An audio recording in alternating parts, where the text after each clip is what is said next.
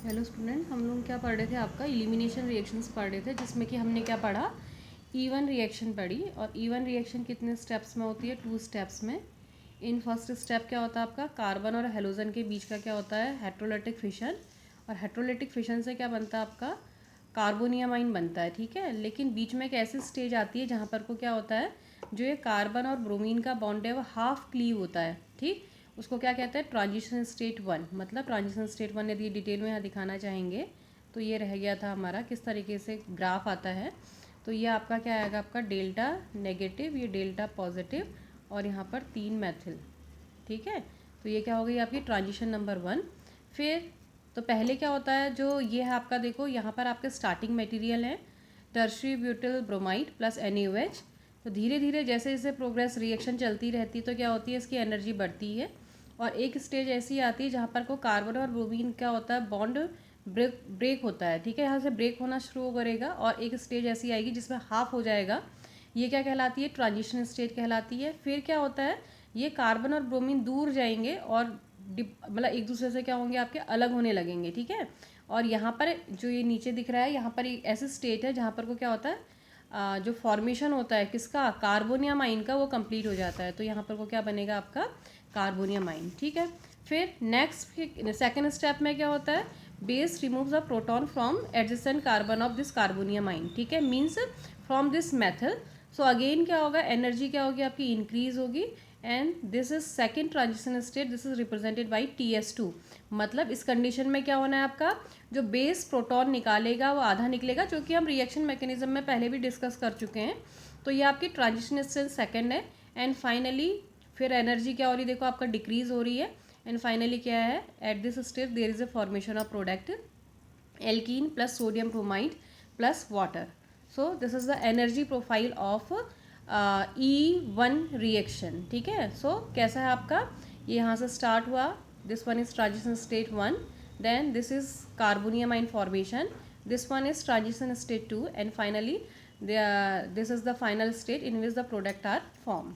Now today I am discussing E2 reaction, means E stand for elimination. ठीक है, E का क्या मतलब है, elimination, and 2 stand for bimolecular. Bi means 2, bi means क्या होता है आपका, 2, molecular means 2 molecules. So E2 stand for elimination bimolecular, means bimolecular elimination. मतलब रेट ऑफ रिएक्शन किसने मॉलिक्यूल्स पे डिपेंड करेगा, आपका 2 मॉलिक्यूल्स पे डिपेंड करेगा। ठीक है, for example CH3CH2Br ethyl bromide, when this ethyl bromide react with this ethoxide ion, ठीक है, और sodium ethoxide, it gives ethylene plus C2H5OH ethyl alcohol plus bromide ion. So in this case the rate of reaction, rate of this reaction किस पे depend करता है, is directly proportional to the concentration of alkyl halide, it means the concentration of ethyl bromide as well as the concentration of base, means sodium ethoxide, potassium ethoxide, whatever base यहाँ पर use होगा तो उसकी concentration पे depend करेगा। तो rate of reaction is directly proportional to alkyl halides concentration as well as the concentration of base. ठीक, now the mechanism of this reaction, this E2 reaction is single step reaction. ठीक है, E1 is 2 step में हुई थी, but E2 is single step reaction. Means जो carbon क्या हो रहा है, देखो आपका, दिस इज आपका starting material CH3CH2Br, finally this one is the product CH2 double bond CH2। It means इसमें से क्या निकल रहा है, एक यहाँ से ब्रोमीन निकल रहा है और एक H यहाँ से हाइड्रोजन निकल रहा है। तो सिंगल स्टेप का मतलब हुआ कि ब्रोमीन और हाइड्रोजन एक ही स्टेप में निकलेंगे। ठीक है, लेकिन क्या था, जैसे E1 में क्या था, फर्स्ट स्टेप में ब्रोमीन निकलता है, there is a formation of carbonium ion. In second step base eliminate a proton from the adjacent carbon of carbonium ion. ठीक है, तो वहाँ से निकलता है और आपका प्रोडक्ट बन जाता है। लेकिन क्या होता है आपका E2 रिएक्शन में ब्रोमीन और हाइड्रोजन दोनों साथ निकलते हैं। मतलब क्या होता है, देखो कार्बन ब्रोमीन बॉन्ड टूटेगा, कैसे टूटेगा, ऐसे टूटेगा, ब्रोमीन ज़्यादा इलेक्ट्रोनेगेटिव है तो वो इलेक्ट्रॉन को अपनी ओर क्या करेगा, पुल करेगा। और सेकंड में क्या है, देखो ये CH2 और H है, CH2 और सिंगल बॉन्ड H है, तो यहाँ पर बेस यहाँ से क्या निकालने का काम करेगा, प्रोटॉन। प्रोटॉन निकालना मतलब H पॉजिटिव लेना। ठीक है, तो यहाँ से H पॉजिटिव निकलेगा, यहाँ से Br नेगेटिव। ये H पॉजिटिव कौन ले जाएगा, ये बेस का C2H5O नेगेटिव H पॉजिटिव को ले जाके C2H5OH बनाएगा। ठीक है। तो क्या होता है देखो, यहाँ से ये C2H5O नेगेटिव यहाँ से प्रोटॉन निकालेगा H पॉजिटिव, तो क्या फॉर्मेशन हो जाएगा C2H5OH जो हम पहले दिखा रहे थे। और यहाँ से क्या निकला है, ब्रोमीन रेडिकल Br नेगेटिव या X नेगेटिव रिप्रेजेंट किया गया है। तो this one is slow step, ठीक है, एक ही स्टेप है तो ये स्लो स्टेप है। तो यहाँ पर को क्या है देखो, दोनों चीज़ें, ये रिएक्टेंट है और बेस है, तो रेट ऑफ रिएक्शन दोनों पे डिपेंड करेगा, ठीक है। तो क्या हुआ आपका बीच में, तो होना तो कुछ नहीं है, यहाँ से ब्रोमीन निकलना है, यहाँ से क्या करना है, बेस ने प्रोटॉन निकालना है, और क्या होना है, कार्बन कार्बन डबल बॉन्ड का फॉर्मेशन होना है। लेकिन बीच में एक ऐसी स्टेज आती है जहाँ पर को कि जो बॉन्ड ब्रेक हो रहा है वो क्या हो जाएगा, क्या होगा, हाफ क्लीव होगा, और जो बॉन्ड फॉर्मेशन होगा वो भी हाफ फॉर्मेशन होगा, ठीक। तो कैसे दिखाएंगे, कार्बन ब्रोमीन का हाफ क्लीवेज को डैश डैश से दिखाएंगे। तो Br में कैसा चार्ज आ जाएगा, डेल्टा नेगेटिव, ठीक है, क्योंकि आधा तो टूट गया है। ऐसे ही कार्बन और इसमें का बॉन्ड भी क्लीव हो रहा है, तो ये भी क्या दिखाएंगे, हाफ दिखाएंगे। ये O और H के बीच का बॉन्ड फॉर्मेशन है, तो ये भी हाफ दिखाएंगे, तो ये बॉन्ड फॉर्मेशन है। ये carbon carbon double bond formation है, तो ये भी फॉर्मेशन है। तो ये दो ब्रेक हो रहे हैं, ये ब्रेक हो रहा है, ये ब्रेक हो रहा है, और ये दो क्या हो रहे हैं, आपके फॉर्म हो रहे हैं, ठीक। तो this one is transition state, जैसे इसमें सिर्फ एक ही ट्रांजिशन स्टेट आती है, उसमें क्या, एंड फाइनली क्या होगा, जो ब्रेक होना है कम्प्लीटली ब्रेक हो जाएगा। तो यहाँ से Br नेगेटिव पूरा निकल जाएगा, और यहाँ से C2H5OH बन जाएगा, और क्या बन जाएगा, CS2 डबल बॉन्ड CS2। तो फाइनली जो ब्रेक होना है वो कम्प्लीटली ब्रेक हो जाएगा, और जिसका फॉर्मेशन होना है वो कम्प्लीटली फॉर्म हो जाएगा, और आपका प्रोडक्ट बन जाएगा। सो this is single step reaction, ठीक है। अब एक दूसरा एग्जाम्पल यह है जिसमें क्या आपका देखो CS3 CH2 CH Br CS3। अब इस केस में क्या है देखो, हमें मालूम है जब हम बेस के साथ रिएक्ट कर रहे हैं, सोडियम इथॉक्साइड के साथ रिएक्ट कर रहे हैं, तो क्या होना है, ये एलिमिनेशन होना है, और क्या निकलना है आपका, HBr निकलना है, ठीक है। तो Br तो आपको दिख ही रहा होगा, इस कार्बन के अलावा कहीं Br नहीं है, तो ब्रोमीन तो इसी कार्बन से निकल सकती है। हाइड्रोजन कहाँ से निकल सकता है, एक तो इस वाले कार्बन से निकल सकता है, पॉसिबिलिटी बीटा से, या कहाँ से निकल सकता है, बीटा डैश से निकल सकता है, ठीक है। तो कहाँ से निकलेगा, तो जब बेस के साथ रिएक्ट करते हैं तो यदि बीटा से निकलेगा तो इन दोनों के बीच में डबल बॉन्ड आएगा, और यदि बीटा डैश से निकलेगा तो इन दोनों के बीच में डबल बॉन्ड आएगा। तो यदि पहले मान रहे हैं कि बीटा डैश से निकला, तो क्या बना, CS3CH double bond CH CS3, देखो यहाँ से निकल गया, तो क्या हो गया, CS3CH double bond CH CS3। और दूसरे केस में यहाँ से निकला, तो क्या हो गया, CS3CH2 CH double bond CS2, ठीक है। अब इस केस में क्या होता है, कौन सा रूल लगता है आपका, सेटजेफ रूल लगता है, और अकॉर्डिंग टू सेटजेफ रूल कहाँ से निकलना चाहिए, हाइड्रोजन वहाँ से निकलना चाहिए जहाँ पर हाइड्रोजन कम है। तो कहाँ से निकलेगा आपका, बीटा डैश का हाइड्रोजन निकलेगा तो वो मेजर प्रोडक्ट बनेगा, और बीटा से निकलेगा तो वो माइनर बनेगा।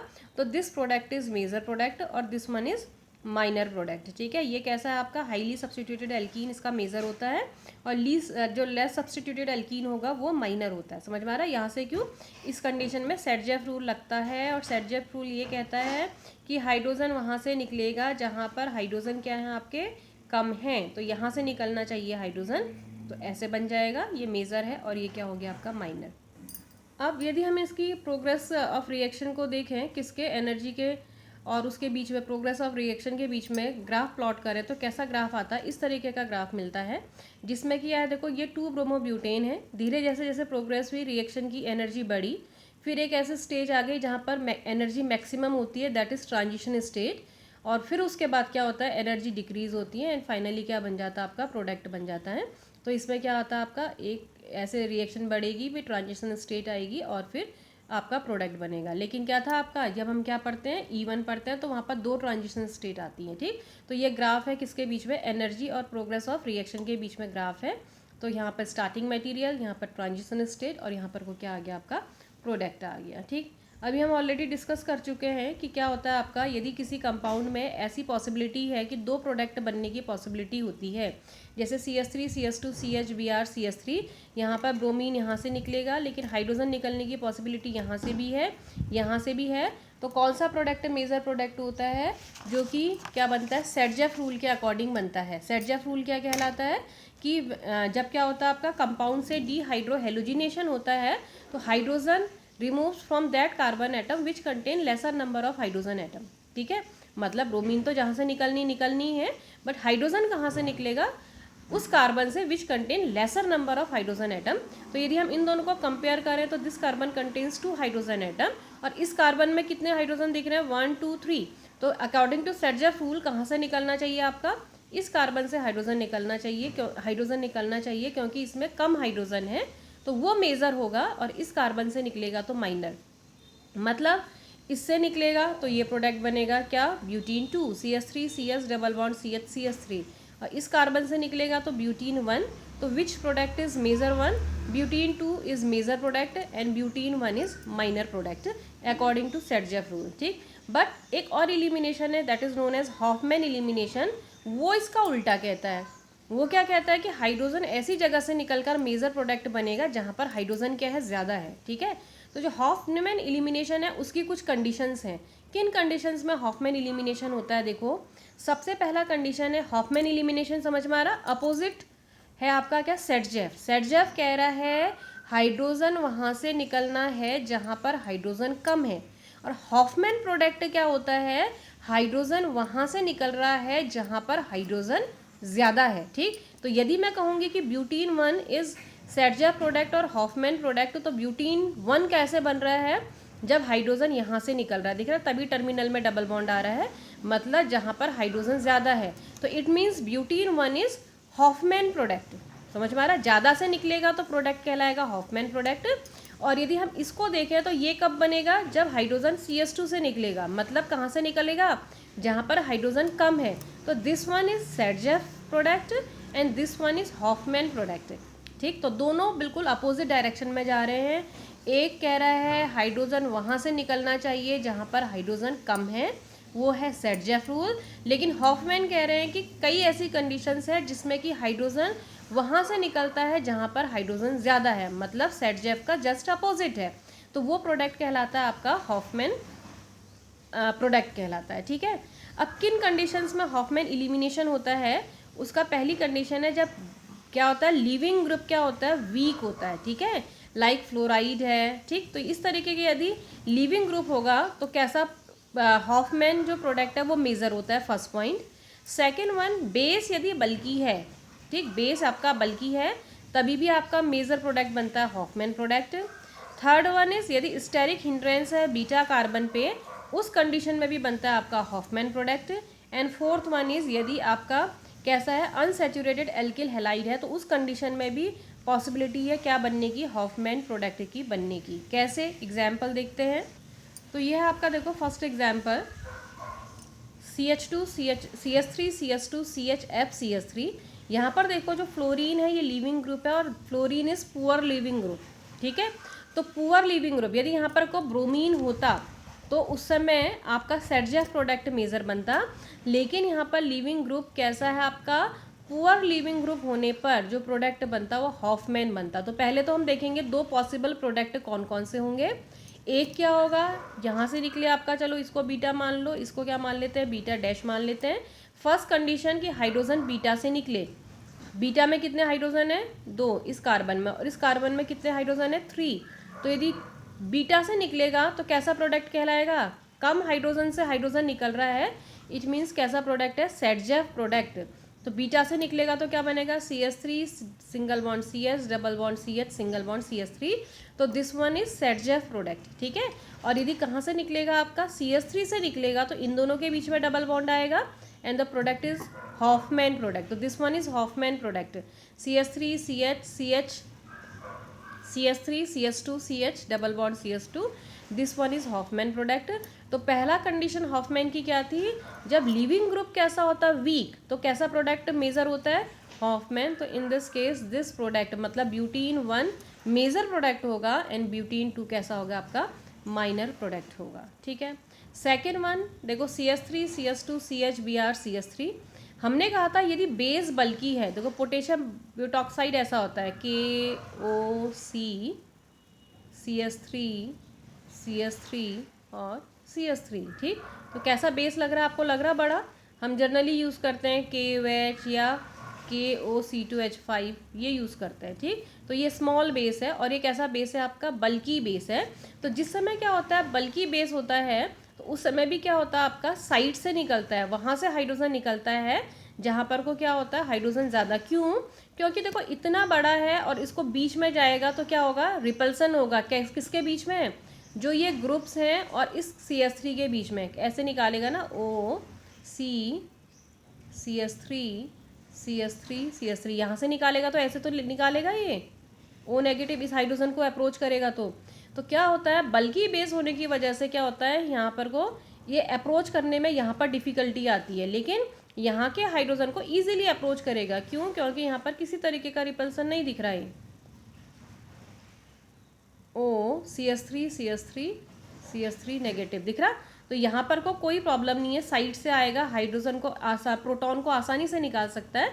लेकिन बीच में अप्रोच करने में क्या होती है, प्रॉब्लम होती है। इसकी वजह से क्या होगा, आपका प्रोटॉन कहाँ से निकलता है, कॉर्नर से निकलता है। यहाँ से निकलने पर वो मेजर प्रोडक्ट नहीं बनता है। ठीक है, तो सेकंड कंडीशन थी, जिस समय बल्कि बेस होता है उस समय हॉफमैन प्रोडक्ट मीन्स ऊपर वाला प्रोडक्ट मेजर होगा एंड सेटजेफ प्रोडक्ट माइनर होता है। ठीक है, थर्ड कंडीशन क्या है आपका, यदि ये बीटा कार्बन में हिंड्रेंस है, खुद ही खूब सारे ग्रुप अटैच है, तो बेस को अब फिर यहाँ क्या करना होगा, यहाँ अप्रोच करने में परेशानी होगी।